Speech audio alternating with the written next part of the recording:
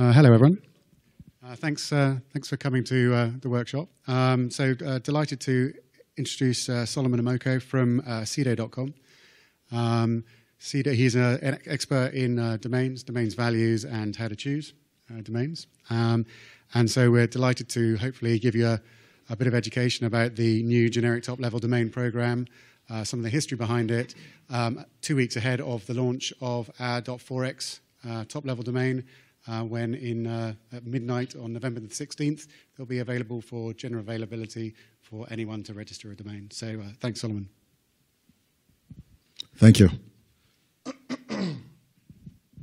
So first off, at the end of this, if you have any questions and so forth, you've got to talk into the mic because it's all being recorded. I was told to say that. Did I pass? All right. Thanks, guys. So first off, I just want to say thank you very much for taking the time out of your day to come and spend time at this session. It's much appreciated. Thank you to the Boston Ivy guys and the IG team. Seto, we're very happy to be here representing our organization and representing the domain industry to talk to this illustrious group. My role is Chief Sales Officer, Senior Vice President of Sales for the Americas at Seto.com. Basically, what you can expect from me is just to talk a little bit about how to choose a high-impact domain name, what the process is. We'll keep it relatively simple. So if there's portions of it that you hear and you think, oh, that sounds a bit obvious, there's a reason for that. The way this presentation will go is that there will be a common theme throughout where I talk about the 5 key ways to choose a high-impact name, and I'll dive deeper through each and every section. And then at the end, we can continue to have some questions. So to start, I work with Seto. Basically, we are an online marketplace. We've pretty much got 6 different marketplaces in various languages globally. We've got about 2+ million clients in 180 countries around the world. Head office is based out of Germany, and we've also got a location in Boston. But just so you know, I'm Canadian. I'm based out of Toronto, but I fly back and forth from Boston. Not that there's anything wrong with being American. So we've got 23 languages, and I think one of the things that we like to push within the organization is that we have local touch but global reach, and it's one of our mottos. And it's really true within the organization. We're a small, relatively small, but a very large contact organization in terms of customers and so forth. So we have a marketplace. We do parking. I've got a group of guys that are specifically brokers, and what they do is they focus on working directly with customers and helping them buying and selling names. I've had brokers that have sold names upwards of $7, $8 million, some for a couple million, some for a few $100,000. So you'll be surprised at the prices that some of these names go for and the value that they serve in the market. So just to start, way back in 1985, around there, the first name was sold, symbolics.com. During that time period, it was like, I don't think anybody knew anything about domain names, and if we did, it would have been a good time to do some investing. Since then, we have grown significantly to about 300 million across the industry. In 1988, ICANN was formed, and I'm going to do this. Internet Corporation for Assigned Names and Numbers. Anybody in the industry will tell you that it's often forgotten what the exact names are. But ICANN was created, and ICANN functions as the governing body that manages certain protocols and so forth for IP addresses and domain names. I like to refer to it as sort of the governing body of the internet. And then through 1998 to 2013, what happened in that period is we had a bit of a transition where you started to see different extensions coming into play above and beyond like the standard com, net orgs, and you started to see more like the .pros, the .mobis, and so forth. So some of you have probably heard of those. So you've heard me talking about extensions primarily, but the real technical term, the fun term, is generic top-level domain. So it's a GTLD, and those are like typically the .coms, the .orgs, the .nets, the .infos, and so forth. You've also got CCTLDs, which are country code.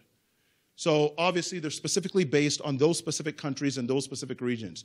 You may see like a .co in there, where maybe some of you have heard, but the .co, which grew very rapidly in a short period of time, is actually a country code. It actually represents Colombia.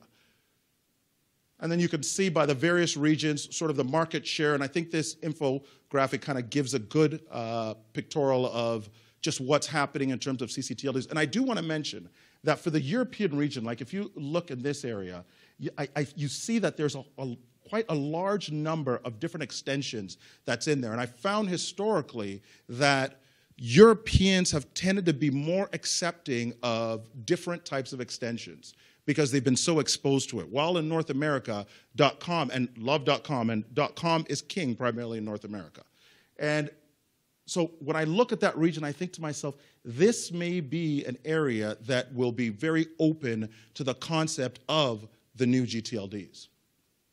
And I've created this just to kind of give you an idea that the new GTLDs are coming. There's these new extensions that are coming about, and I'll talk a little bit about the history in the future. And I particularly put this in here, and it's a little hard to see, to help you understand that there's going to be a lot of them. So now we dive a little bit into the 5 items that I've talked about. So to start off, we talk about something that is obvious, but I think more often than not, organizations are not doing as good enough a job of doing the initial research, of trying to identify those names that make the most sense for their organization. Doing the research to look at similar type names that look like the name that you're trying to choose. Taking the time to understand what the implications are of having a good domain name or a good extension for your brand. So research is extremely important. Simple enough. Keep it short, keep it simple, keep it memorable. Oftentimes, people are going in and attempting to enter in names for particular websites that they've heard. And if they don't know how to spell it, as simple as it really sounds, guys, this is real. If they don't know how to spell it, if they don't know how to write it, if they're putting the number 5 or they're putting the U instead of Y-O-U, they won't get to you. Get it? U, Y-O-U won't get to you. It just comes to me, I'm telling you, seriously. And then also, on top of it, you should also be very careful about hyphens and numbers. So you need to avoid hyphens and numbers as often as you can. Again, things like the number 5 when they're writing in the website address, or writing in F-I-V-E. This is all information that we need to make sure that are clear, because ultimately you want that customer or that individual to be able to reach your website and see that identity of yours. I'll tell you something really quick. So my father, West African, Ghana, 70+ years old, he's an investment advisor, and he calls me and he says, Solomon, hey, I know you are, and I'd come out of a meeting and he said, I know you are from the internet. I know you know internet stuff. Help me. And he says, I'm trying to find this name. I cannot find it. So luckily I had just come out of a meeting and I went searching for the name and I couldn't find this name, so I'm sitting on a call with him and it took some time doing some Google searches. Turns out the name had a dash. Had I not got out of my meeting fast enough, had he not reached me, had I not done the research, they would have just lost, that organization would have lost a quality customer that would have been loyal to that organization for a long time. So being found is very, very important. And these are simple, simple concepts, but you'll be surprised how often we don't do it. So you can do all those things that you want. You can do them right. You can have a short name. You could have no dashes and so forth. And still, and I think some of us have definitely experienced this, go to a website and find that when you search for that name, sorry, that name isn't available. That's where sort of Seto comes in and the secondary marketplaces I was mentioning earlier on. Whereas you can come to our site and look for a particular name that may not be available, and you can find that name. You have the option of hitting the inquire or whatever other version of getting contact with us from our website. And you can go to our marketplace, be able to access some of those names, see a buy now price, or make an offer, or you can actually speak to a broker who will work to broker that name. I make this point because right now what's happening and with why there's value in a secondary marketplace is that .coms, the really, really great .coms right now, the vast majority of them are owned. They're becoming less and less and less of really, really fantastic short .com names. And I mean, I don't mind that. I love that because it's on our marketplace. We get an opportunity to help continue to manage that interaction between buyers and sellers, and you get some great websites that are built out there with some wonderful .com names as well. So where are we? 1, research. 2, keep it short, simple, and memorable. And 3, ensure that there's no hyphens, no numbers. So what's happening next? Right now, there is so much information. Like I'm telling you, when I use the example of my father, I think of myself as a sophisticated internet person where I can go online and I can find things relatively easy. But the everyday person isn't that savvy. And there's so much information being thrown at them. There's so much differentiation in how people want to find information. There's so much differentiation in how information is provided. I think the new GTLDs help bring some logic to that confusion, that jungle of confusion that's out there. It brings some specificity to the exact type of information that individuals are trying to find.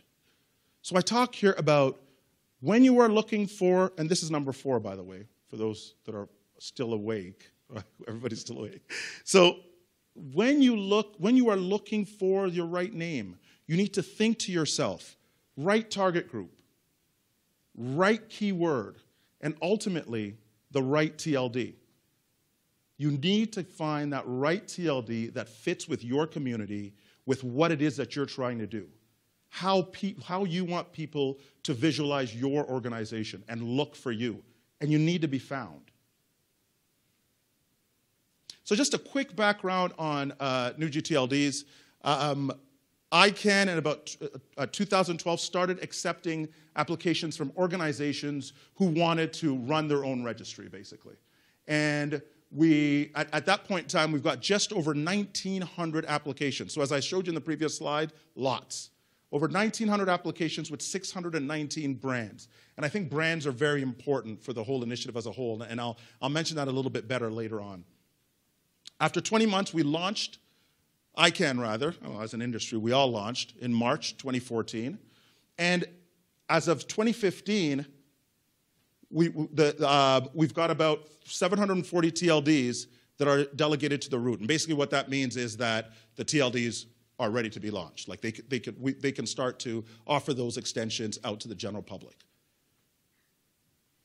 And I do want to mention that there's very, very little awareness out there. Me standing here talking to you is one of very few instances where the community has gotten out and is seeking to educate the consumer. And again, I think the brands are going to do a big part of that as well. I threw this picture up there because I just loved it when I first saw it. Because when we look at it, it explains the notion of all those TLDs that are about to be launched. This here is a description of how they've been categorized. It's for the purpose of letting the world know that there's a categorization of all these TLDs so there's a better understanding and they're more palatable. So you'll find like there's geos, you'll find there's community, you'll find the brands that I talked about before, and specifically, it's a little bit old, but specifically the business TLDs that are there. Some of my favorite are not there, and I'll talk about some of those later on, but that delivers a message. One of the things also that I wanted to share with you folks was that we need to start thinking about just cost per click. The idea is that specific extensions can increase the number of the click rate of when individuals want to go to the site. Okay? And so what happens is, because naturally with the new GTLDs, they are a keyword, individuals will be more likely to click on related ads. And when they click on related ads, what happens? Your quality score goes up. When your quality score goes up, your CPC drops. When your CPC drops, more marketing money, right? You can spend your marketing money elsewhere in other places. So there's an opportunity here to reduce your costs. In this slide here, all I'm showing here is that, look, right now, that organization that controls search on the internet did submitted 101 applications. They have a vested interest in this initiative. 101 applications. They spent $25 million to get .app. Vested interest in this initiative. When I look at some of these websites that are already set out, the brands, as I've talked about, are very important because to the world, these guys are at the forefront of industry. To the world, the people, it's going to become more palatable that the idea of something else on the right of the dot exists is real. And people are going to start to see it, start to accept it, start to acknowledge it. I look at McDonald's, Big Mac.rocks. Cool, I really like that name. I think it's great. I think that's a fantastic name. But for me, and Boston Ivy folks, honestly, so help me, I'm not saying it because you guys are here. But point blank, for me, this is my favorite one right here for this community. Because when I think about it, if you think about it, IG.forex says clearly what it is. Forex is a globally known name, right? Forex has a meaning, right? Everybody knows that Forex means free sex. Kidding. Okay, I'll make sure everybody's awake. Okay, good. Everybody knows that Forex means foreign exchange. And as I've said to you, this is very, very early on in the onset of these new extensions. So this is a time when, with a fantastic name like this, in this specific community, for you guys, you will have access to 1, 2, 3, 4-letter extensions. 4-letter domain names, rather. And these are unheard of. I've told you earlier on that my guys, my brokers today, are selling 1, 2, 3, 4-letter names for upwards of $1 million. This is real. Like, this is something you need to act on today. And I will say it, and I've heard people say it as well, but I will say it comfortably, that in the not-too-distant future, this one right here, it's going to be somewhere in the $1 million realm. Mark my words. Another thing we should really think about, I don't think anybody's going to McDonald's lately, right? It closed, did it close down? Right. Another thing to think about is protect your brand, right? Protect your brand. Get the extension and protect your brand. It's very, very, very important. I don't think I need to tell most of the people in this room that today, right now, Boston Ivy and the folks are in the phase where trademark holders can go and get their trademark in the .forex now, right? This is the sunrise period. Nobody else is allowed to go get names apart from those who own a trademark. So if you, and we were discussing that, for if you own a trademark, you need to go talk to the Boston Ivy folks. Maybe, guys, you can just wave so people know who you are. Talk to the Boston Ivy folks. They've got a booth out there as well, and get your trademark. Here are some of the organizations, just some. I couldn't get a snapshot of all of them. But here's some of the organizations that have already gone through and are invested in the sunrise period right now. So please, make that move sooner than later. Oh, and also I want to mention that some of the great brands, some of the large organizations that are out there today were early adopters. They were the ones that got out there nice and early, got those great names, and today are doing very well for themselves. So .forex, get your name. I'm going to say it before I say anything further. I am a Chelsea fan. I'm saying it. Okay, so if you have any problems, we'll talk later. Chelsea, all right? The last item I wanted to mention around the rules, excuse me. The last item I wanted to mention around the rules is, please be fast and be decisive. Get on top of this. Like this is the time to do it. This is early on. This is the beginning. You have access to great names. It's at its infancy. If you saw, we're only at, right now with the new extensions, there are 7 million new registrations. They're doing about 1 million, 1.5 million registrations every quarter. Right now, there's been no marketing. Nothing's happened. The marketplace has not been fully educated. When that happens, access to some of these names are going to be a lot more difficult. So I'm telling you, get your call. Let this be your call to action. Brand, defend, and build. So brand brand yourself effectively online by getting that .forex for your organization. Protect yourself, protect your brand by getting that name early. Protect that name that you own. Let people have an easy way to find you, because inherently in the name, this here speaks to a particular community. It's a key word on its own, right? And then build your portfolio. Build your portfolio of Forex names, right? You can use different keywords, how to Forex, right? All types of stuff. I'm sure you can come up with some wonderful ideas. So at this point, what I would suggest is that you kind of just absorb some of the things that we've talked about. Think of the simple 5 approaches that I've mentioned around finding a memorable name. Go out, talk to the Boston Ivy folks, look to get your brand.forex, look to get your keyword.forex, and get that online real estate going. Any questions at all?